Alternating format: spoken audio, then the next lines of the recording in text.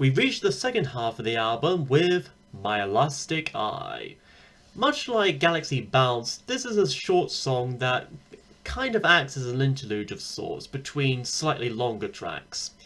And this too will be featured in the soundtrack of a film, this case being The Butterfly Effect from 2004. I haven't seen that film, so I don't know if it's good, bad, or what. But if it does indeed have a song by a good band, like the Chemical Brothers in it, I might be tempted to check it out for myself somehow. Anyways, as for the song itself, this has a pretty uncertain tone to its music, starting with some chime-like sounds and a bit of brief whale song in it, before we get some deep buzzing bass, along with some nice garage drum beat, some reverb tom drums, and bits of disoriented non-lexical or wordless vocals. This altogether feels and sounds like music for an early 2000s action thriller, which I suppose would be the case considering the butterfly effect and all. In fact, the title itself, My Elastic Eye, does seem to convey a figurative sense of surveillance, like the feeling of being watched not by literal eyes, but by CCTV cameras stretched throughout a town or city as they stare down at us. Although literally it does sound like it might hurt having your eyes be stretched and all that.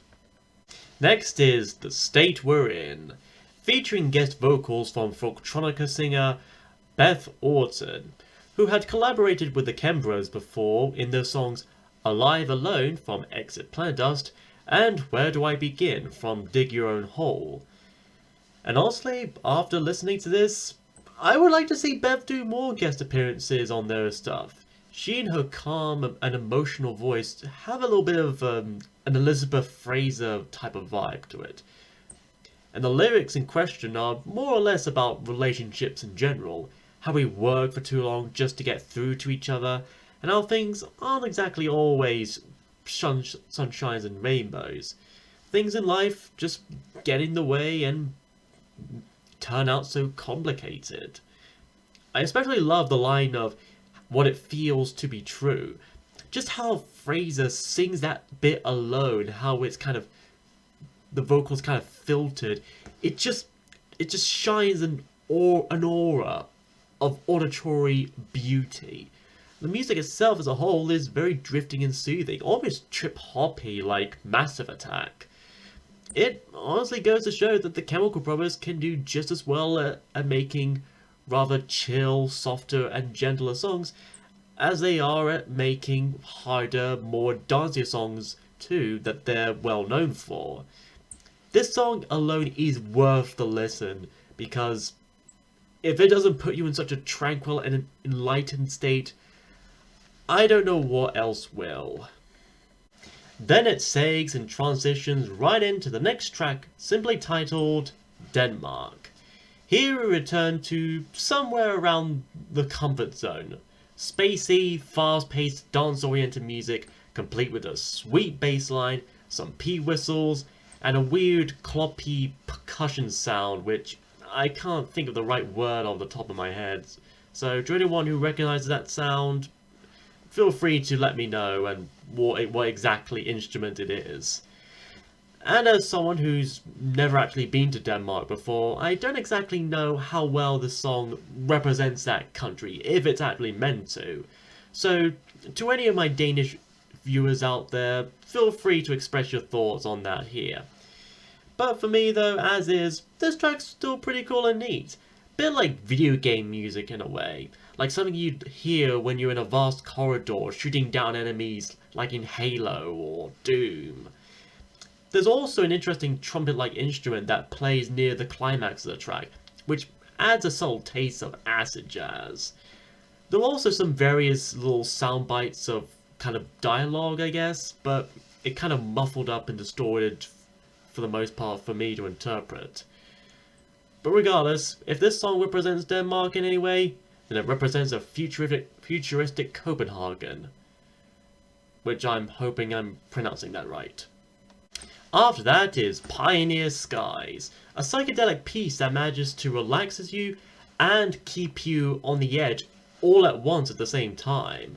Its opening, consisting of a strange guitar-like sound, reminds me a bit of that of Lucy in the Sky with Diamonds by the Beatles, which I may or may not be tackling later this year. Pepper. Then other sounds join in the play. Hawkwind-esque drumming, what sound like some ringing bells, and some nice aesthetic synths. It honestly feels like we're inside a train that's lifting up and soaring into the air, and we're looking through the window at this beautiful sky and all its little fluffy clouds.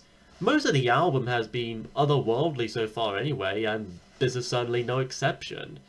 And near the end, things seem to calm down a bit, as if we're given a moment of clarity, just before we suddenly close out with a sudden piano chord almost on par with A Day in the Life.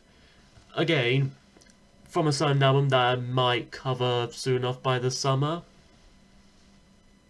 And so our album ends with The Test, featuring Richard Ashcroft of The Verve. This is the longest track of the album, clocking at around 7 minutes and 46 seconds. Plus, this, along with the title track Come With Us, were put together as a double single, as the third and last single of the Come With Us album. This climactic track begins with some flute sounds, returning to that electronically spiritual feeling from It Began in Africa. Then a voice comes in, presumably Richard, repeatedly saying, "Can you hear me now, and am I coming through?" The secret origins of the Can You Hear Me Now guy from Verizon Wireless. Anyways, as the song itself really picks up with the beat, Richard goes on to sing about a devil dropping by and saying he has something to show him. Basically a photo album of the time he screwed over Peter Parker and his marriage with Mary J. Watson when he made a deal with him that one time. Actually, many people have said that this song and its lyrics are likely about someone going through an out-of-body experience from taking hallucinogens, with various repeating lines such as, "Pictures circling around me, I'm seeing waves breaking to form horizons, my horizons. You know I've always lost my mind, I can't explain where I've been.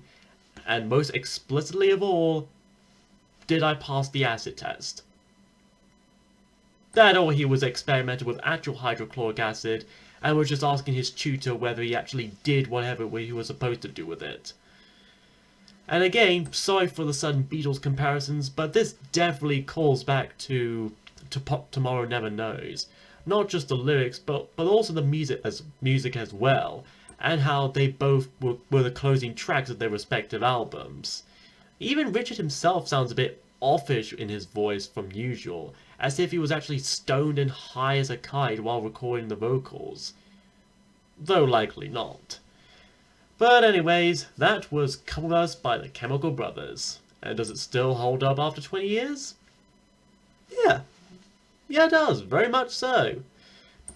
It's still continuing on some of the ravey, dance, electronic music that the Chemical Brothers are known for, while designed to tackle into more calmer, more trippier, more, shall I say, more spiritual stuff, like with It Began With Africa and The Test, as well as a bit of a galaxy bounce as well.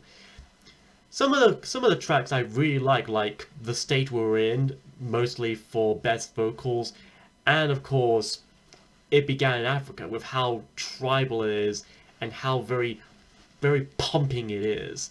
It has a great mix of both fast-paced electronic dance stuff as well as slow-paced chill-out stuff. It never kind of drags on with one vague style or crams in so many ideas at once. It is well balanced and is well done, which I congratulate them for. If you want an album that both calms your nerves and pumps you up for some kind of action, I say give this one a chance. It has some of more underrated tracks from the Chemical Bros, and I look forward to what music they may make in the future. Next time though, we delve back into the 70s again for I'm going my own way, and calling it another day.